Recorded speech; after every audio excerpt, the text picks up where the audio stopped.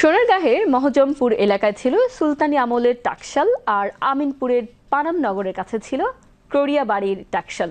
দুটি টাকশালের মধ্যে মহজমপুরের টাকশালটি ইতোমধ্যে বিলীন হয়ে গেছে। কোনো রকম টিকে আছে ক্রোড়ি বাড়ির টাকশালটি। কালের সাক্ষী এসব ঐতিহাসিক নিদর্শন সংরক্ষণের দাবি ঐতিহ্য সচেতন মানুষের।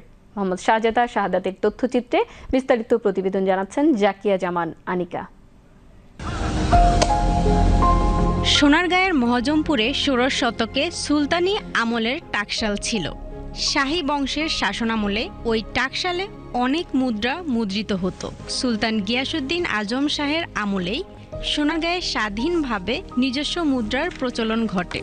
এখানে টাকশাল ছিল, এখানে মুদ্রা তৈরি হতো, টাকার মুদ্রা তৈরি হতো। এটার রক্ষণাবেক্ষণের অভাবে আজকে প্রায় বিলুপ্তির পথে। প্রত্নতত্ত্ব অধিদপ্তরের আন্ডারে যেসব জায়গাগুলো বাংলাদেশে আছে, এই টাকশালটাও যেন তার আন্ডারে নিয়ে সংস্কার করে।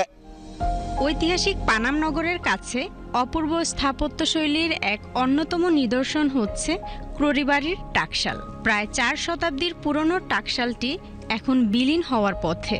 গৌড়ীয় দোচালা স্থাপত্য রীতিতে তৈরি এই টাকশালটির চারদিকে রয়েছে পাতলা জাফরি ইটের উঁচু দেয়াল, যা দেখলেই অনুমান করা যায় এই স্থানটি সে সময় একটি সংরক্ষিত এলাকা ছিল। স্থানীয়রা আমিনপুরের এই টাকশালটিকে ক্রোড়ি বাড়ি বলে থাকে। মুঘল সম্রাট আকবরের সময় পরগনার রাজস্ব অধিকর্তা ও রাজস্ব সংগ্রাহকের পদবি ছিল ক্রোড়ি। তিনি ১৫৭৪ খ্রিস্টাব্দে ১৮২ জন ক্রোড়ি নিয়োগ করেছিলেন আর্থিক কাজের জন্য। সেই থেকে এই বাড়ির নাম হয় ক্রোড়ি বাড়ি। সুলতান গিয়াসউদ্দিন আজম শাহ আর আমলে এখানে এই স্বর্ণের মুদ্রা তৈরি হতো। আসলে মূলত এই বাড়িটা শুধু কড়ি উৎপাদনের কারণে এই মুদ্রাটাকে কড়ি বলা হতো। এটা কড়ি বাড়ি হিসেবে অত্যন্ত পরিচিত।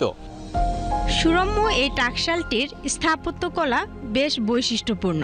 মুসলিম এবং হিন্দু স্থাপত্যের অপূর্ব সংমিশ্রণে এই টাকশালটি তৈরি করা হয়েছিল। ভগ্নপ্রায় ইমারতে রয়েছে অসংখ্য খুপড়ি ও কুঠরি। ভূগর্ভস্থ কুঠরিগুলোতে সরকারি মুদ্রা ও সোনার মোহর রাখা হতো বলে জানা যায়। ইতিহাসবিদদের মতে সম্রাট আকবর ও শেরশাহের আমলে এই ভবনটি ছিল ট্রেজারার হাউস। সোনারগাঁয়ের ইতিহাসের সঙ্গে এই টাকশালটির ইতিহাসও জড়িয়ে আছে। প্রতি মাসেই হয়তো বা পানাম নগরের তত্ত্বাবধানে এটা পরিষ্কার পরিচ্ছন্ন করা হয়ে থাকে। টাকশালটি গেজেটভুক্ত করার আগেই অনেক অংশটা ধ্বংসপ্রাপ্ত হয়েছে এবং গেজেটভুক্ত হওয়ার পর থেকে বরাদ্দ যদি আসে এই সংস্কারের ব্যাপারে, টাকশাল সংস্কারের ব্যাপারে, হয়তো বা টাকশালটা সংস্কার করা সম্ভব। সোনারগাঁয়ের ইতিহাস ঐতিহ্যের নিদর্শন দুটি টাকশালের মধ্যে একটি অনেক আগেই অযত্নে অবহেলায় ধ্বংস হয়ে গেছে। ক্রোড়ি বাড়ির টাকশালটি সংস্কার করে ধ্বংসের হাত থেকে রক্ষা করা জরুরি বলে দাবি করছেন স্থানীয়রা। Zakia Anika, BTV news.